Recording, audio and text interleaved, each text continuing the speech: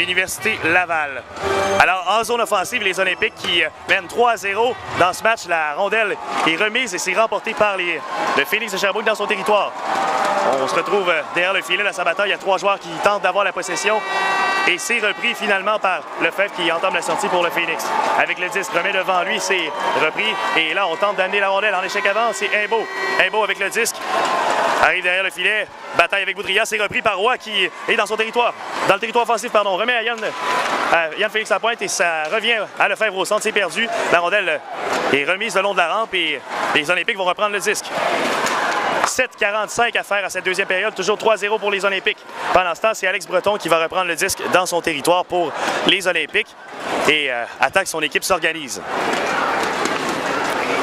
Dépasse la ligne bleue, lobe le long de la rampe, tenté de reprendre, c'est raté et le Félix va entrer dans le territoire. Lapointe avec le disque, un lancé, ça rate le filet, ça vient de l'autre côté et Breton va reprendre et c'est encore lui avec la rondelle dans son territoire. Remet de l'autre côté vers Butcher, c'est raté. Ça revient sur le bâton de Zachar qui fait un détour pour revenir dans son territoire, remettre à son défenseur le cafouillage dans le territoire du Phoenix. On va reprendre le disque, Legault remet à sa gauche et on entre à la ligne bleue offensive. C'est Pelletier qui pousse le disque en coin de patinoire. Zachar est là derrière lui, il reprend le disque dans le coin, bataille avec Butcher. Zachar travaille fort physiquement. Il y a 4 joueurs qui sont là, ça sort et c'est repris par Thompson pour les Olympiques. Thompson lance la rondelle, c'est dévié et en zone offensive, ça va entrer. Hors jeu à retardement, les officiels lèvent le bras. Finalement, Pelletier reprend dans son territoire et le Phoenix va tenter d'organiser une attaque. Il remet de l'autre côté, on s'amène en zone offensive avec vitesse. C'est repris par Hugo Roy, un lancer du revers qui rate. Ça a passé par-dessus le gardien. La rondelle revient et Zachar bataille le long de la rampe. Hugo Roy remet et là dans l'enclave, dans le haut de l'enclave, Grégoire un lancé, c'est bloqué par le gardien. Bel arrêt là-dessus de Bellemare. Et devant le filet, il y a un joueur qui est tombé, c'est Hugo Roy qui va retourner au banc. Et pendant ce temps, la rondelle est remise de l'autre côté. Ce sera un dégagement refusé, ça. Et là, vraiment, on voit les forces du Phoenix que lorsqu'on les met en application, c'est la vitesse. Le problème, c'est trop souvent on voit de longues remises et on n'a pas d'espace face aux défenseurs. Cette fois, Hugo Roy, qui avait de la place, a réussi à prendre la vitesse en zone neutre. Qu'est-ce qui arrive? Entrée de zone contrôlée, déborde son défenseur, réussit à se retrouver presque seul face au gardien Bellemare et un tir du revers à ce moment-là qui est venu déstabiliser la défensive. On n'a pas été capable de concrétiser, mais ça s'est bien passé. Et là, pendant ça, ici, c'est la pause officielle de la Ligue junior majeure de Québec. Écoute, parlons d'un joueur qui a des difficultés dernièrement, en fait, qui n'appuie pas offensivement comme on l'aurait pensé depuis son acquisition. On parle de Lou Green ici. Lou Green qui est venu de Saint-John après une transaction. Il n'était pas satisfait de son temps de glace là-bas. Ici, on le sait que c'est un bon ami d'Evan Fitzpatrick. Mais là, c'était plus facile en début lorsqu'il est arrivé, mais c'est plus difficile par les derniers temps. Effectivement, là, Lou Green avait connu toute une séquence de presque 1 point par match lors de son arrivée. Un petit peu plus difficile maintenant. On le sent moins confiant offensivement. Mais écoute, comme tu l'as dit, un bon ami d'Evan Fitzpatrick. On s'en rappelle là d'ailleurs à son arrivée, il en avait parlé. La première chose qu'il a fait en apprenant qu'il était échangé, c'est d'appeler son bon ami Evan Fitzpatrick. Et je crois que ça l'a aidé à retrouver un peu ses repères au début. Un petit peu plus difficile maintenant, mais je suis pas inquiet pour l'ancien premier choix au total de la LHJMQ. Reprise du jeu avec 6,24 à faire en deuxième période, toujours 3-0 pour les Olympiques. On sort la rondelle du territoire, ça revient en zone neutre et le Phoenix va entrer. Poulain avec le disque, Poulain pousse en fond de territoire, mise en échec, c'est repris derrière. Et il va remettre dans le coin de patinoire. Alex Ayev en poursuite, bataille avec Thompson des Olympiques, c'est repris par Robert derrière le filet, qui remet à Alex Ayev à la pointe. C'est Lampron qui va remettre de l'autre côté à Green, un lancé, ça rate le filet à la gauche du gardien et on va tenter de remettre le long de la rampe pour les Olympiques. La rondelle reste emprisonnée en territoire offensif. Le Phoenix là, qui montre un peu les dents. Alex Ayev tentait de reprendre, c'est raté et c'est Durocher qui va reprendre.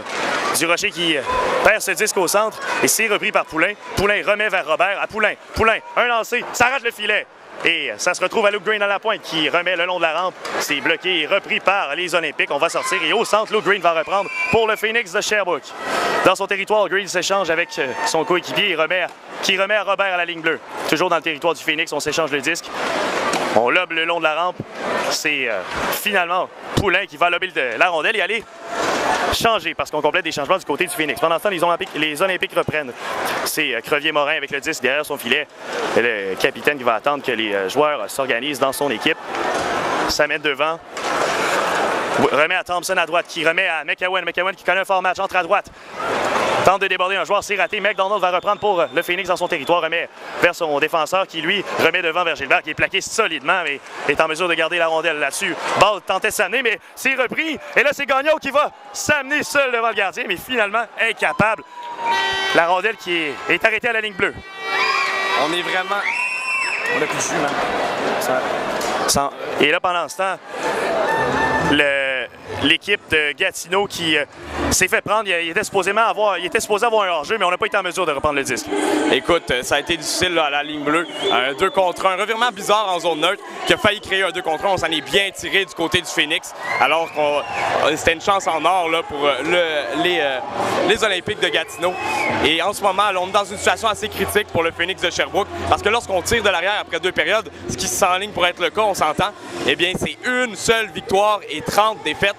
Très difficile pour cette équipe-là de revenir de l'arrière dans le match. Même revenir de l'arrière après 2 périodes, c'est difficile pour eux. Et ils ont, on le sait, seulement 2 victoires dans cette situation-là. Et on s'enligne dans une situation assez critique. Même chose du côté des Olympiques, qui ne sont pas du genre à laisser les équipes revenir de l'arrière. Seulement 2 défaites dans une situation où ils mènent après 2 périodes. Il faut tenter de créer quelque chose du côté du Phoenix, parce qu'en ce moment, il manque d'énergie et on n'est pas capable de contenir vraiment l'énergie offensive du côté des Olympiques de Gatineau. Et avant ce match, on parlait de confiance. Bien, justement, je pense que pour une équipe qui manque de confiance comme le Phoenix, lorsque le premier but est marqué par l'autre équipe, c'est souvent difficile de revenir dans le match. Bref, la mise en jeu qui va être à l'entrée de zone du territoire du Phoenix. Et ce sera Hugo Roy qui fera face à Boudria. La rondelle est... pardon, c'était Trenin. Trenin remporte la mise en jeu, remet dans son territoire et c'est la rondelle qui se retrouve de l'autre côté. Là, ce sera un dégagement. En fait, non, on va appeler une pénalité obstruction. Les officiels qui vont chasser. Écoute, encore une fois, c'est un joueur du Phoenix qui est pris en défaut. Ce sera un 4e désavantage numérique. Et honnêtement, Félix-Antoine, c'est un moment crucial. Si on marquait un but du côté des Olympiques, ce serait le clou dans le cercueil.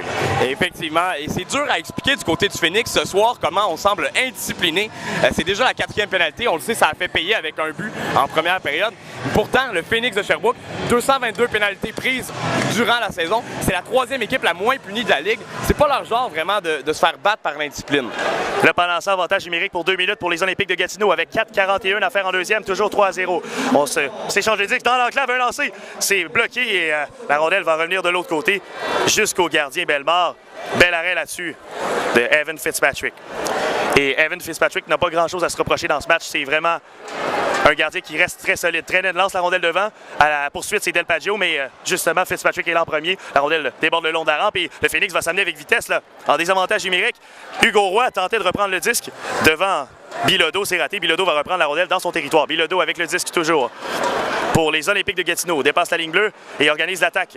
Boudria entre en zone offensive, déborde un joueur. Boudria, un revers devant, bloqué par Fitzpatrick, ça revient à Trenin qui remet de l'autre côté, pardon. Bilodeau, un lancé, ça rate le filet. Ça va revenir à la pointe et cette fois, c'est repris par les Olympiques. On pousse dans le coin de patinoire. Del Paggio avec le disque, remet à la pointe. C'est repris de l'autre côté vers... Toujours avec le disque Bilodeau. Bilodeau lance dans le coin de patinoire. Ça revient jusqu'à Del Paggio qui fait circuler jusqu'à Trenin. Trenin, haut des cercles, avec le disque. Tente une remise. C'est perdu et il va reprendre le long de la rampe. Tente une remise devant, il n'y avait personne. Et là, on va sortir du côté du Phoenix et on complète finalement le dégagement. 42 secondes à faire à cet avantage numérique de 2 minutes pour les Olympiques de Gatineau. McCowan dans son territoire. Au cercle. Avec vitesse, McCowan dépasse la ligne bleue. Au centre, McCowan lance la rondelle en fond de territoire. C'est bloqué par Fitzpatrick qui sort de son filet. Tente une remise de long de la rampe et c'est bloqué. Et les Olympiques gardent la rondelle active. McCowan derrière le filet. McCowan avec le 10 toujours. À la pointe. À Breton qui remet de l'autre côté.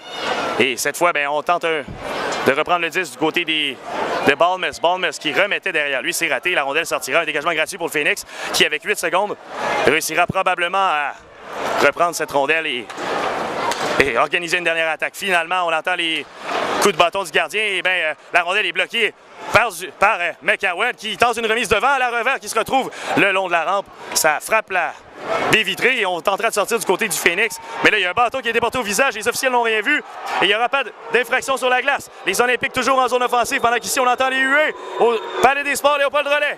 La rondelle revient devant dangereusement. Fitzpatrick fait un bel arrêt de la jambière et le Phoenix va être en mesure de sortir. On s'amène finalement le Phoenix qui va souffler un peu. On va lober cette rondelle et on complète des changements. Le Phoenix qui, dans sa zone, a eu beaucoup de difficultés, Félix-Antoine. Un jeu vraiment évident là-dessus. Je comprends pas ce qui s'est passé. Du côté du Phoenix, ça a créé la confusion. On a failli en profiter pour les Olympiques face à Evan Fitzpatrick. Heureusement, il a été solide. Pendant ça, c'est repris. Basque tentait une remise devant pour les Olympiques en zone offensive. C'est lui qui reprend justement le long de la rampe à gauche. À Crevier-Morin qui remet de l'autre côté. Un lancé, c'est sur le corps de Fitzpatrick. Le retour qui revient devant dangereusement. Et ça rate finalement là, le Phoenix qui est chanceux. On s'en tire. On s'amène en zone offensive. Poulain remet dans le fond territoire. Bellemare sort de son filet. Crevier-Morin reprend dans son territoire. Et les Olympiques, toujours en possession dans leur territoire, vont tenter de sortir. Crevier-Morin au centre avec 1:39 à faire à cette deuxième période.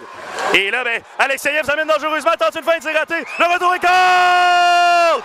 Félix Robert qui marque et anime la foule ici. 3-1 pour les Olympiques de Gatineau. Ça prenait vraiment un élan pour le Phoenix. Alexeyev, quel joueur dynamique. Vraiment, on l'a vu, tout son talent sur la dernière séquence s'est amené, a déjoué, s'est moqué de la défensive des Olympiques de Gatineau. Et on a réussi à profiter de la confusion créée par cette manœuvre devant le filet pour les Phoenix Sherbrooke pour venir marquer. Quel jeu! Et on est retour dans le match du côté de la troupe de Stéphane Julien.